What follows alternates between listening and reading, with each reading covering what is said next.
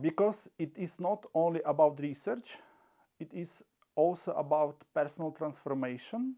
When you study here, you grow in your mind, in your spirit, and in your identity as a leader. Angelicum gives you time to think, to pray, to speak with professors, and to discover new perspectives. It helps you to connect your faith with real social changes.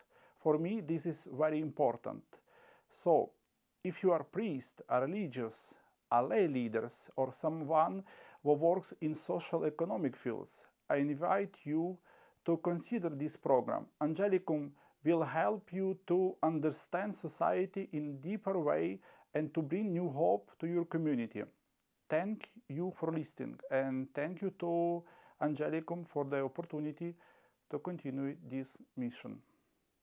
So I would say if someone is interested in implementing Catholic social teaching into social research, into addressing today's most complex social problems, so this is a very good place to come and do the research, because as I said, I see this institution as really exclusively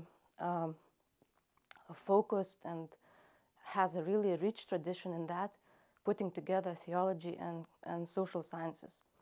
And I can also say that postdoc is a continuation of my studies at this faculty, because I did all 3 cycles in social sciences at the faculty here at Angelicum.